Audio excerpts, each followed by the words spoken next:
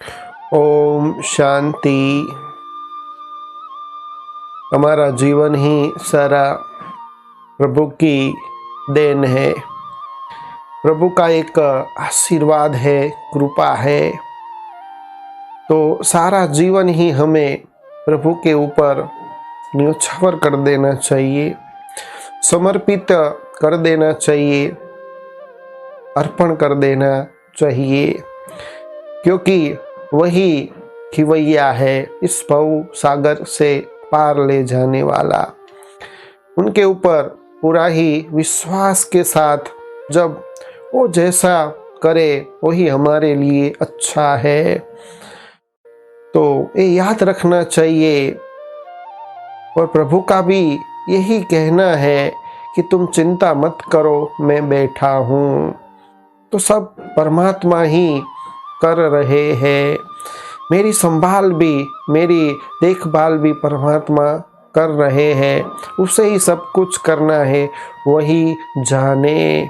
तो जब भगवान के ऊपर पूरा भरोसा होगा तो आपका कोई काम न हो ऐसा हो नहीं सकता है। पूरी पूरी परमात्मा आपको अवश्य ही मदद करता है। तो एक बार उसे अपने जीवन रूपी नैया देकर तो देखो, क्या से क्या आपको बना देगा, आपका भाग्य खुल जाएगा। तो इसके ऊपर ही आज की एक सुंदर कहानी है, जिस कहानी का नाम है भगवान पर भरोसा। तो एक पुरानी बिल्डिंग थी, इमारत थी। उस इमारत के पीछे की ओर एक वैद्य था, उसका मकान था।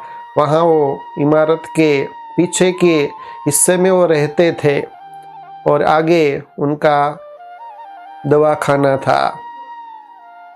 तो जब वैद्य सुबह सुबह दवाखाना खोलते थे, उसके पहले ही उसकी पत्नी एक लिस्ट बनाकर देती थी और वो लिस्ट में लिखा हुआ होता था कि आज कौन कौन सी चीज़ें आपको लानी है बाजार में से। तो रोज की तरह वो अस्पताल में आते थे और आकर के अपने टेबल के ऊपर वैद्य बैठते थे और परमात्मा को याद करते थे, उनका शुक्रिया करते थे और कहते थे कि हे परमात्मा, हे ईश्वर, आपके कहे अनुसार मैंने भक्ति छोड़ दी है, लेकिन आपने मुझे कहा है कि यही तुझे करना है, यही तेरी जिम्मेवारी है, यही जिम्मेवारी तुझे अच्छी तरह निभानी है। तो ये जो लिस्ट में जो भी लिखा है वो आपको ही लाना है, उसकी राशि, उसके पैसे आपको ही इकट्ठे करने हैं। तो वैद्य जी का तो एक नियम था, रोज का एक आदत थी कि वो जो चिट्ठी थी, वो जो लिस्ट था, उसमें जो राशि कुल मिलाकर होती थी वो हिसाब करते थे, एक एक चीज़ का भाव लगाते थे और टोटल करते थे। और रोज शाम तक वो टोटल के जो पैसे थे, वो राशि जब मिल जाती थी तो उसके बाद कोई भी पेशेंट के पास से वो फीस लेते नहीं थे, पैसे नहीं लेते थे, चाहे कितना भी कोई धनवान हो। तो ये उनकी रोज की क्रिया थी, रोज की एक हैबिट थी। तो एक बार क्या हुआ कि वो सुबह सुबह वैद्य दवाखाना खोलते हैं और रोज की आदत के अनुसार अपने टेबल में बैठते हैं और बैठ करके भगवान को याद करते हैं, शुक्रिया करते हैं, धन्यवाद करते हैं। और फिर चिट्ठी के लिए परमात्मा को बोलते हैं कि इस चिट्ठी में जो कुछ भी लिखा है आप ही जाने, आपको ही सब कुछ करना है। तो जब वो टेबल के ऊपर बैठ करके चिट्ठी को खोलते हैं तो ये क्या, एक टस से वो चिट्ठी को देखते ही रहते हैं। दिन में उनको तारे नजर आते हैं और एकदम स्तब्ध हो जाते हैं। उस चिट्ठी के अंदर उनकी पत्नी ने लिखा था कि आज ये चीज़ें लानी है, दाल चावल लाना है और साथ साथ अभी 20 तारीख को, जो आने वाली 20 तारीख है, उसमें हमारी जो बेटी है उसकी शादी है, उसका दहेज, आपको दहेज का जो सामान है वो भी लाना है। तो ये देखने के बाद वैद एकदम स्तब्ध हो जाते हैं और फिर चिट्ठी को वो रख देते हैं। इतने में ही देखते ही देखते वैद का जो अस्पताल था, दवाखाना था, उसके बाहर ही अचानक एक बहुत बड़ी सुंदर गाड़ी आती है और गाड़ी में से एक व्यक्ति सुटेड़ बुटेड़ होकर के, एक धनवान बाहर निकलता है और बाहर निकल करके बरोबर वैद जी के सामने जो स्टूल था वहाँ कर बैठ जाता है और वो व्यक्ति वैद जी को कहता है कि क्या आपने मुझे पहचाना है? तो वैद जी कहते हैं कि नहीं, आपको मैंने नहीं पहचाना है। तब वो व्यक्ति कहता है कि आप कैसे मुझे पहचानेंगे, क्योंकि 15-16 साल हो गया। सारी ही बात विस्तार पूर्वक वो व्यक्ति वैद जी को बताते हुए कहते हैं कि 15-20 साल पहले की बात है कि मैं गाड़ी लेकर आपके इस अस्पताल से मैं गुजरा था, कहीं एक जगह पर जा रहा था, तो बराबर आपके दवाखाना के सामने ही मेरी गाड़ी एकदम बिगड़ गई।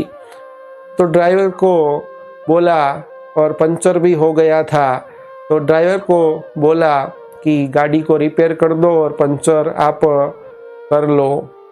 तो धूप भी बहुत थी, तो ड्राइवर पंचर कर रहा था, गाड़ी को रिपेयर कर रहा था। तो आप मेरे पास आए और आपने मुझे इशारा करते हुए कहा कि जो सामने जो दवाखाना है वो मेरा है, वहाँ एक कुर्सी पड़ी है, तो एक कड़ी धूप है, तो आप वहाँ जाकर बैठिए। तो फिर मैं वहाँ आपकी जो कुर्सी थी उसमें जाकर मैं बैठ गया। फिर आप भी मेरे पास ही बैठे रहे। एक नन्ही सी बच्ची आपके पास आई और कहा, बाबा मुझे बहुत भूख लगी है, चलो हम खाना खाने के लिए जाते हैं। और दोपहर का काफ़ी समय हो गया था। तो आपने अपनी बेटी को कहा कि नहीं, धीरज धरो, अभी मुझे बैठना है, ये मेहमान आए हुए हैं। तो आप मेरे पास बैठे थे। तो उस समय मैं 5-6 साल इंग्लैंड में मैंने कारोबार किया। उसके पहले मेरी शादी हो चुकी थी और शादी के बाद मुझे कोई भी बच्चे का, संतान का कोई सुख नहीं था। वैसे भी मैं वैद के सामने बैठा था और उनका जो भी उपकार था वो मैं अदा करना चाहता था। तो मैंने सोचा कि ये बात मैं वैद को बताऊं। तो मैंने वैद को सारी बात बताई। तो वैद ने मुझे आश्वासन दिया और निराश न होने के लिए कहा कि निराश जनक कोई बात नहीं है, सब कुछ हो जाएगा। परमात्मा आपका पिता है, वो सब कुछ जानता है, सब कुछ वही करता है। ऐसे समझाते समझाते मुझे 2 पुड़िया तैयार कर दी और वो पुड़ियों के बारे में मुझे बताया कि ये पुड़िया एक आप लेना और एक आपकी पत्नी को देना। फिर मैंने पैसे के लिए पूछा तो आपने तुरंत ही मना कर दिया कि खाता भी बंद हो चुका है। तब मैं समझा नहीं कि खाता बंद हो चुका है। तो एक पेशेंट बाजू में खड़ा था, उसने मुझे समझाया कि खाता बंद हो चुका माना आज जो उनको राशि मिलने वाली थी, जो लिस्ट में जो भी चीज़ लानी थी, वो राशि इकट्ठी हो गई है, और जब राशि इकट्ठी हो जाती, उतना पैसा मिल जाता है, तो कभी भी वैद्य किसी के पास से कुछ भी लेता नहीं है। तो जब मैंने पैसे देने की कोशिश की और वैद्य ने पैसा नहीं लिया, तो मुझे लगा कि मैं कितना धनवान हूँ, फिर भी मैं निम्न कोटि का हूँ, और ये कितना ही उदार चित्त बड़े दिल वाले वैद्य है। तो मैं मन ही मन सोच रहा था कि एक ऐसा समय आएगा, मैं उनको अवश्य ही मदद करूँगा। फिर वहाँ से मैं चल दिया, और मेरा सारा ही जो परिवार था, रिलेटिव थे, फिर इंग्लैंड में सेटल हो गए। परंतु मेरी एक बहन थी जो विधवा थी, उसकी बेटी थी, उसकी शादी करवानी थी, तो उसकी शादी के लिए जो दहेज था वो इकट्ठा करना था। तो जब भी मैं जाता था उनके दहेज को इकट्ठा करने के लिए, चीज़ें वगैरह सामान लेने के लिए, तब मुझे आपकी जो बेटी है, जैसे वो भी मेरी भांजी है, तो आपकी बेटी भी मुझे भांजी की तरह दिखाई दी। तो जब भी कोई भी चीज़ मैं बाजार से लेता था तो दुगुना में लेता था। पता नहीं कोई मुझे टचिंग कर रहा है, कोई मुझे इशारा कर रहा है, डबल चीज़ में लेता था। तो वो तो मेरी भांजी है, लेकिन आपकी जो बेटी है वो भी मेरी भांजी है, तो उसके लिए भी मैंने काफ़ी दहेज का सामान इकट्ठा किया है, तो वो मैं आपको देने के लिए आया हूँ। तो जब वैद्य भी ये सुनता है तो उनकी आँख में से अश्रु बहने लगते हैं, और परमात्मा के साथ वो मनोमन बातचीत करने लगते हैं, रूरियान करने लगते हैं कि हे परमात्मा, हे प्रभु जी, हे ईश्वर, आपकी लीला परम अपार है। कैसे आप जान लेते हैं कि आज मेरी पत्नी ने चिट्ठी में ये लिखा था, कैसे आपने व्यवस्था कर दी, और आज दिन तक एक भी ऐसी चीज़ न हो जो आपने मुझे न दी हो। चिट्ठी में जो कुछ भी लिखा है उसकी राशि रात होते ही इकट्ठी हो जाती है और सब चीज़ आ जाती है, लेकिन आज मेरी पत्नी ने इतनी बड़ी चीज़ लिख दी, तो भी आपने कोई ना कोई व्यक्ति को निमित्त बनाकर उसको भी पूरा कर दिया।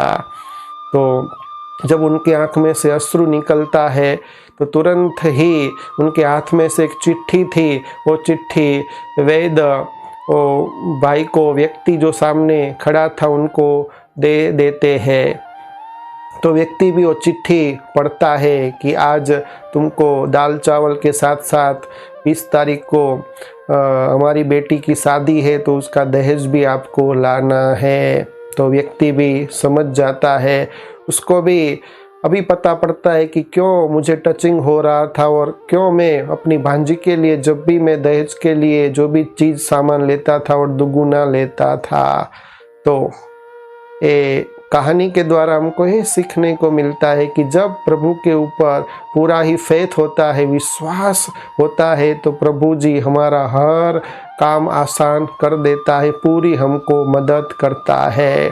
फिर वेद भी उस व्यक्ति को समझाते हैं कि ये इतना आसान क्यों हुआ, मेरी हर इच्छा प्रभु जी ईश्वर क्यों पूरी करते हैं, क्योंकि मैं जब भी कहाँ भी जाता हूँ, कहाँ भी बैठता हूँ, कोई भी कार्य करता हूँ, सुबह शाम को धन्यवाद करता हूँ, प्रभु जी का आभार मानता हूँ। सुबह होती है तो परमात्मा का धन्यवाद, दोपहर में भी परमात्मा का धन्यवाद, खाते समय परमात्मा का धन्यवाद, सोते समय परमात्मा का धन्यवाद, और जो भी कार्य करता हूँ, जो भी पेशेंट आते हैं उसको भी परमात्मा का को कहता हूँ कि इसको तुरंत ही आप ठीक कर देना, और एक भी पेशेंट ठीक ना हो, ऐसा हो अभी तक हुआ नहीं है, सब परमात्मा मेरे द्वारा करा रहा है, परमात्मा ने ही मुझे जवाबदारी दी है।